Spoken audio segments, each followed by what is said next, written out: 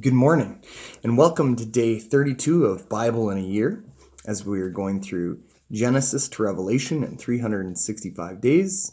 We are following our Bible, which is the greatest love story between God and his people, Israel, and later, all the people of the world. We're going through the Adventure Timeline by Jeff Cavins. My name is Pastor Jay Lutz, and we're going through the period of Egypt and Exodus. First, we're starting with Exodus 9, and then we're doing Leviticus 7, and then ending with Psalm 49. Just some explanation. There's a lot of explanation behind all this. Exodus 9, we hear about the 5th, 6th, and 7th plagues of Egypt. Remember, as I said last week, that these plagues correlated with gods within the Egyptian hierarchy of gods. Today we're going to be hearing about the 5th plague, which is the plague of death of the cattle and livestock. This was an affront to the Egyptian goddess of love and protection, usually depicted with the head of a cow. The 6th plague, the plague of boils and sores, was an affront to Isis, an Egyptian goddess of medicine and peace. And it's interesting here that this is the first time that it directly attacks the Egyptian people themselves. The 7th plague is the plague of hail, and this is against Nut, the Egyptian goddess of the sky. And God, in this one, is very interesting with this in that he cautions them to bring their slaves and livestock in from the field. He warns them in order so that they might listen to him and be spared. And it's interesting also that he destroys the grains that have to do with clothing and libation, and that he actually gives them a second chance by not cutting off their food supply, which would have been the wheat and the spelt. God is a God of second chances, which is always beautiful. In Leviticus 7, God tells Moses about the procedures around guilt offering and how they are not to eat the fat of the cattle, the sheep, or the goats, or any blood of any bird or animal. It's interesting, he also goes through what is to be done with the priests and how the priests are to be able to share in some of the offerings, the right thigh of the fellowship offering and the breast that is waved in the wave offering is to be given to the priests. And lastly, Psalm 49, which is a psalm of the songs of Korah, directors of music. For those who don't understand who these sons of Korah, remember Moses' cousin was Korah. Unfortunately, he came to an abrupt end when the ground opened and swallowed him and several others because of their disobedience to God. But God saved a remnant, we hear about in Numbers 26. And so they were to take care of the sanctuary, and they were directly supervised by Eleazar, son of Aaron. So we hear them later on in David, also serving with him and fighting alongside of him. And this is a psalm of wisdom, talking about the wisdom of God, kind of like Psalm number 1. Anyways, we will get into our reading for today, Exodus chapter 9. Then the Lord said to Moses, "Go to Pharaoh and say to him, 'This is what the Lord, the God of the Hebrews, says. Let my people go so that they may worship me.' If you refuse to let them go and continue to hold them back, the hand of the Lord will bring a terrible plague on your livestock in the field, on your horses and donkeys and camels, on your cattle and sheep and goats. But the Lord will make a distinction between the livestock of Israel and that of Egypt, so that no animal belonging to the Israelites will die." The Lord set a time and said, "Tomorrow the Lord will do this in the land." And the next day the Lord did it. All the livestock of the Egyptians died, but no one animal belonging to the Israelites died. Pharaoh sent men to investigate and found out that not even one of the animals of the Israelites had died. Yet his heart was unyielding, and he would not let the people go. Then the Lord said to Moses and Aaron, "Take a handful of soot from a furnace and have Moses toss it into the air in the presence of Pharaoh. It will become fine dust over the whole land of Egypt, and fester boils will break out on men and animals throughout the land." So they took soot from the furnace and stood before Pharaoh. Moses tossed it into the air, and festering boils broke out on men and animals. The magicians could not stand before Moses because of the boils that were on them and on the Egyptians. But the Lord hardened Pharaoh's heart, and he would not listen to Moses and Aaron, but just as the Lord had said to Moses. Then the Lord said to Moses, "Get up early in the morning, confront Pharaoh, and say to him, 'This is what the Lord, the God of the Hebrews, says. Let my people go so that they may worship me, or this time I will send the full force of my plague against you and against your officials and your people, so you may know that there is no one like me in all the earth. For by now I could have stretched out my hand and struck you and your people with a plague, and that would have wiped you off the earth. But I have raised you up for this very purpose, that I might show you my power, and that my name might be proclaimed in all the earth. You still set yourself against my people, and you will not let them go. Therefore, at this time tomorrow I will send the worst hailstorm that has ever fallen on Egypt, from the day it was founded till now. Give an order now to bring your livestock and everything you have in the field to place of shelter, because the hail will fall on every man and animal that has not been brought in and is still out in the field, and they will die." Those officials of Pharaoh who fear the word of the Lord hurried to bring their slaves and their livestock inside. But those who ignored the word of the Lord left their slaves and livestock in the field. Then the Lord said to Moses, "Stretch out your hand towards the sky, so that the hail will fall all over Egypt, on men and animal, and on everything growing in the field of Egypt." When Moses stretched out his staff towards the sky, the Lord sent thunder and hail, and lightning flashed down to the ground, so the Lord rained hail on the land of Egypt. Hail fell and lightning flashed back and forth. It was the worst storm in all the land of Egypt since it had become a nation. Throughout Egypt, hail struck everything in the field. Both men and animals. It beat down everything growing in the fields and stripped every tree. The only place it did not hail was the land of Goshen, where the Israelites were.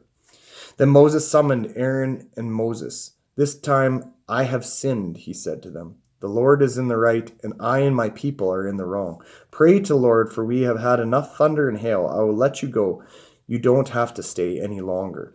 Moses replied, "When I have gone out of the city, I will spread out my hands in prayer to the Lord. The thunder will stop, and there will be no more hail, so you may know that the earth is the Lord's. But I know that you and your officials still do not fear the Lord God."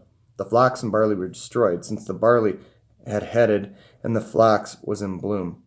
The wheat and spelt, however, were not destroyed, because they ripened later. Then Moses left Pharaoh and went out of the city. He spread out his hand towards the Lord. The thunder and the hail stopped, and the rain no longer poured down on the land. When Pharaoh saw that the rain and hail and thunder had stopped, he sinned again. He and his officials hardened their hearts. So Pharaoh's heart was hard, and he would not let the Israelites go, just as the Lord had said through Moses. There ends our first reading. Our second reading comes from Leviticus, chapter 7. These are the regulations for the guilt offering, which is most holy. The guilt offering is to be slaughtered in the place where the burnt offering is slaughtered, and its blood is to be sprinkled against the altar on all sides. All its fat shall be offered, the fat tail and the fat that covers the inner part, both kidneys with the fat on them near the loin, and the covering of the liver, which is to be removed with the kidneys. The priest shall burn them on the altar as an offering made to the Lord by fire. It's a guilt offering. Any male in a priest's family may eat it, but it must be eaten in a holy place. It is most holy. The same law applies to both the sin offering and the guilt offering. They belong to the priest who makes atonement for them. The priest who offers a burnt offering for anyone may keep its hide for himself. Every grain offering baked in an oven or cooked in a pan or on a griddle belongs to the priest who offers it. And every grain offering, whether mixed with oil or dry, belongs equally to all the sons of Aaron. These are the regulations for the fellowship offering. A person may present to the Lord. If he offers it as an expression of thanksgiving, then along with this thanks offering, he is to offer cakes of bread made without yeast and mixed with oil, wafers made without yeast and spread with oil, and cakes of fine flour well kneaded and mixed with oil. Along with his fellowship offering of thanksgiving, he is to present an offering with cakes of bread made with yeast. He is to bring one of each kind as an offering, a contribution to the Lord. It belongs to the priest who sprinkles the blood of the fellowship offering. The meat of his fellowship offering of thanksgiving must be eaten on the day it is offered. He must leave none of it till morning. If, however, his offering is the result of a vow or is a freewill offering, the sacrifice shall be eaten on the day he offers it, but anything left over may be eaten on the next day. Any meat of the sacrifice left over till the third day must be burned up. If any meat of the fellowship offering is eaten on the third day, it will not be accepted. It will not be credited to the one who offered it, for it is impure. The person who eats any of it will be held responsible. Meat that touches anything ceremonially unclean must not be eaten. It must be burned up. As for other meat, anyone ceremonially clean may eat it. But if anyone who is unclean eats any meat of the fellowship offering belonging to the Lord, that person must be cut off from his people. If anyone touches something unclean, whether human uncleanliness or an unclean animal, or any unclean detestable thing, and then eats any of the meat of the fellowship offering belonging to the Lord, that person must be cut off from his people. Eating fat and blood forbidden. The Lord said to Moses, "Say to the Israelites, do not eat any of the fat of cattle, sheep, or goats. The fat of an animal found dead or torn by wild animals may be used for any other purpose, but you must not eat it. Anyone who eats the fat of an animal from which an offering by fire may be made to the Lord must be cut off from his people. And wherever you live, you must not eat the blood of any bird or animal. If anyone eats the blood, that person must be cut off from his people." The priest share. The Lord said to Moses, "Say to the Israelites, anyone who brings a fellowship offering to the Lord is to bring part of it as his sacrifice to the Lord. With his own hands he is to bring the offering made to the Lord by fire, and he is to bring the fat together with the breast and wave the breast before the Lord as a wave offering. The priest shall burn the fat on the altar, but the breast belongs to Aaron and his sons. You are to give the right thigh of your fellowship offering to the priest as a contribution. The son of Aaron who offered the blood and the fat to the fellowship offering shall have the right thigh as his share. From the fellowship offering of the Israelites I have taken the breast that is waved and the thigh that is presented and given them to Aaron the priest and his sons as their regular share from the Israelites. This is the proportion of offering made to the Lord by fire that were allotted to Aaron and his sons on the day they were presented to serve the Lord as priests. On the day they were anointed, the Lord commanded the Israelites give this to them as a regular share for the generations to come. These, then, are the regulations for the burnt offering: the grain offering, the sin offering, the guilt offering, the ordination offering, and the fellowship offering, which the Lord gave Moses on Mount Sinai on the day he commanded the Israelites to bring their offerings to the Lord in the desert of Sinai. Here's the second reading. And our third reading is from Psalm 49. Hear this, all you peoples. Listen, all who live in this world, both low and high, rich and poor alike. My mouth will speak words of wisdom. The utterances from my heart will give understanding. I will turn my ear to a proverb. With the harp I will expound my riddle. Why should I fear when evil days come, when wicked deceivers surround me, those who trust in their wealth and boast of their great riches? No man can redeem the life of another, or give to God a ransom for him. The ransom for a life is costly. No payment is ever enough, that he should live on forever and not see decay.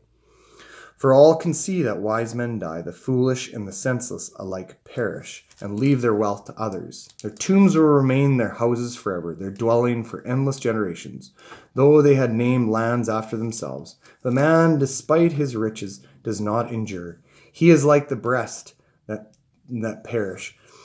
This is the fate of those who trust in themselves, and of their followers who approve their sayings.